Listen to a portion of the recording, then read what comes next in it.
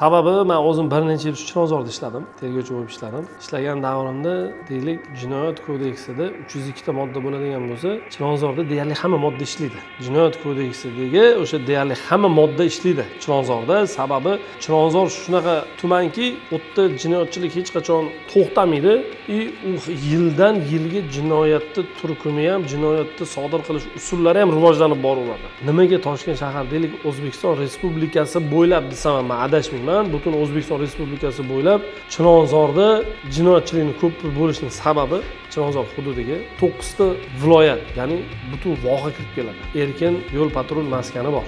Erkin yo'l patrul xizmat ko'rsatish maskani bor. Ana o'sha maskandan 9 ta viloyat kirib keladi. Va joylashuvi ham asosan ana shu Chilonzorda bo'ladi ular. Aholi soni o'troq aholi sonidan kelgan aholi soni ko'proq boshqa tumanlarga nisbatan Chilonzorda. Oldi-berdi ham Chilonzorda bo'ladi, urushib qolsa ham Chilonzorga kelib urushadi, bosinchilik qilsa ham, to'g'lamachilik qilsa ham, boshlansa hammasi kelib Chilonzorda bo'ladi. Sababi voha hammasi kelib Chilonzorga kirib keladi. Toshkent shahariga kirishi bu Chilonzor bo'ladi, vohani. Ana o'shani hisobiga Chilonzorda jinoyatchilik juda ko'p. Va undan tashqari bozorlarimiz bor Chilonzorda. Katta-katta bozorlar bor, avtovokzalimiz bor, misol uchun. Ana o'shani hisobiga ham Chilonzorda jinoyatchilik hech qachon kamaymagan. Tergovchilar soni bo'yicha eng ko'pi Chilonzorda hisoblanadi.